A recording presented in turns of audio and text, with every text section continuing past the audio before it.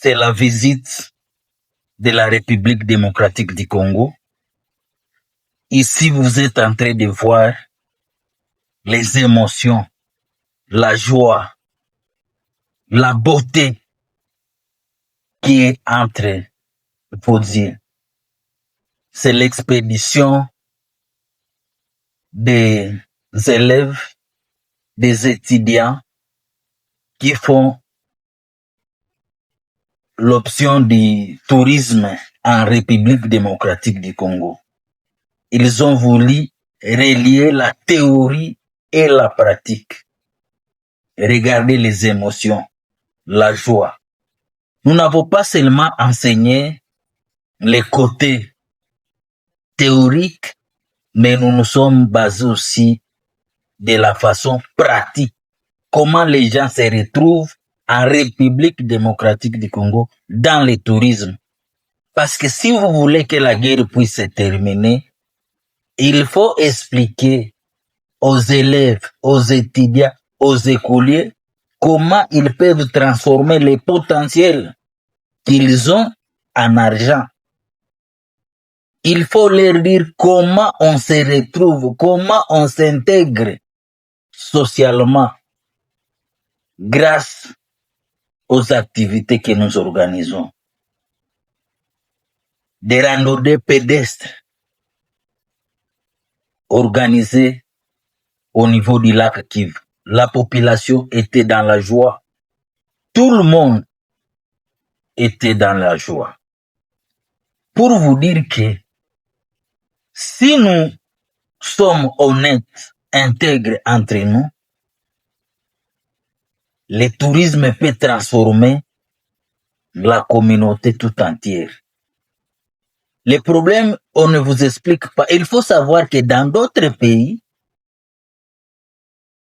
ceux qui travaillent, on leur donne de l'argent pour faire des vacances, pour faire des visites. Ce qui n'est pas en République démocratique du Congo.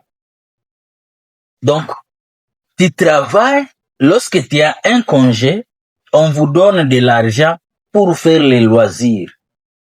Et les pays qui ont compris cette vérité, ils ont développé le tourisme dans leur milieu. Je suis en train de vous dire qu'il n'y a pas de territoire touristique. Ce sont les hommes qui en font touristique. Tout le monde peut dire que nous avons le lac Kivu. Tout le monde peut dire que nous avons des montagnes. Tout le monde peut dire, mais la partie humaine, c'est ce qui fait défaut. En RDC, nous avons le potentiel naturel, nous avons l'humain, nous avons des connaissances, mais ce qui nous reste, c'est d'être honnête envers les autres, leur dire la partie business, comment les gens se retrouvent dans les opérations. Parce que il faut montrer aux élèves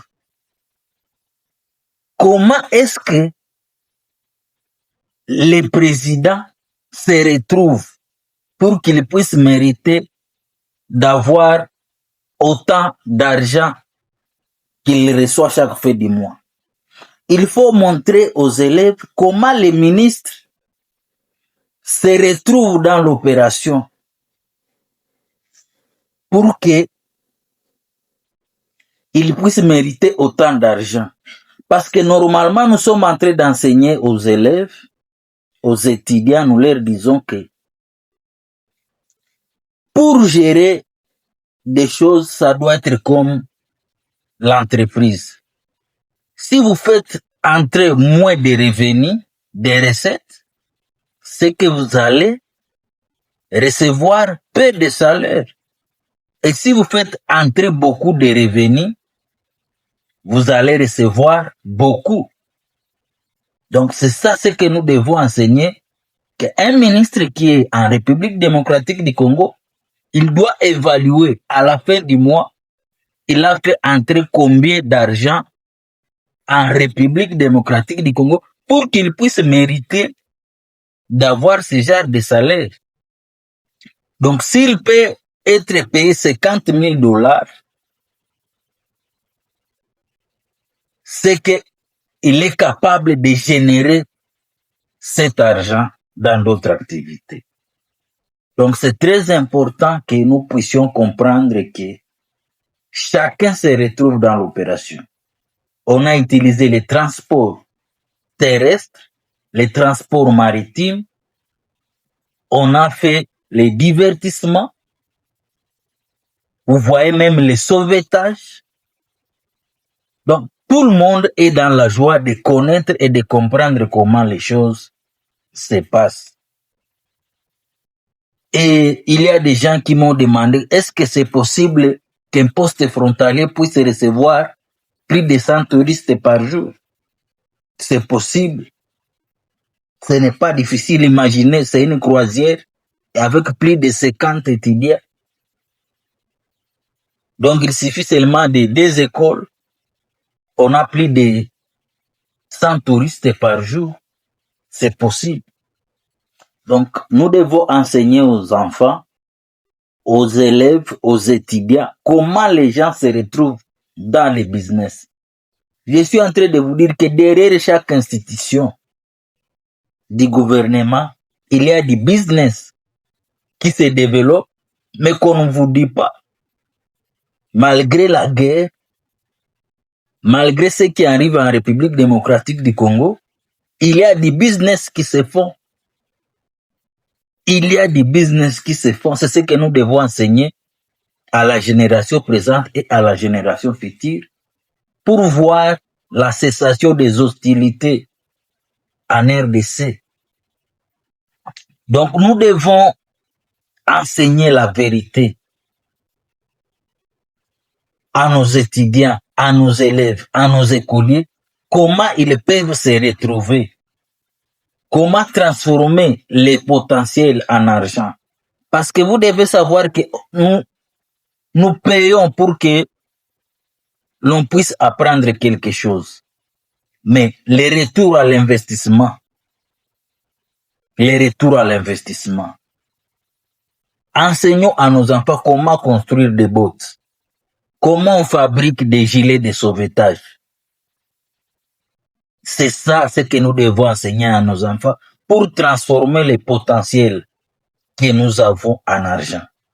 La beauté est là, le potentiel est là. Nous sommes en train de vous dire que le lac Kivu, c'est un lac, il n'y a pas de crocodiles, des moustiques et des hippopotames. Et regardez la beauté naturelle du lac Kivu. Nous devons avoir des croisières, des yachts pour jouir de la beauté de la nature que Dieu nous a donnée.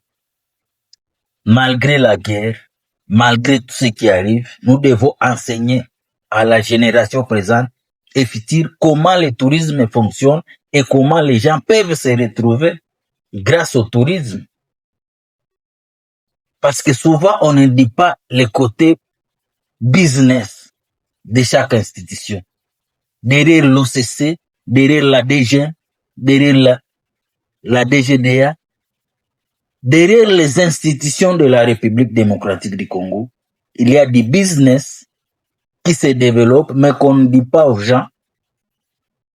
Et lorsque nous sommes incapables d'intégrer la jeunesse dans la société à leur donnant du travail, de l'emploi, c'est là qu'il y a des groupes rebelles, des gens qui sont mécontents, des gens qui sont frustrés. Mais les jours où nous sommes capables d'intégrer la population, leur montrer comment on se retrouve dans le business, c'est beaucoup d'argent. Vous devez savoir que nous devons être capables de transformer la RDC à potentiel touristique, mais aussi en destination touristique. Ce qui est important, c'est l'humain. Est-ce que nous sommes honnêtes? Est-ce que nous sommes propres? Est-ce que nous sommes intègres les uns les autres? Donc c'est très important que nous puissions prendre notre destin en main. Et avoir le potentiel touristique ne fait pas devenir une destination touristique.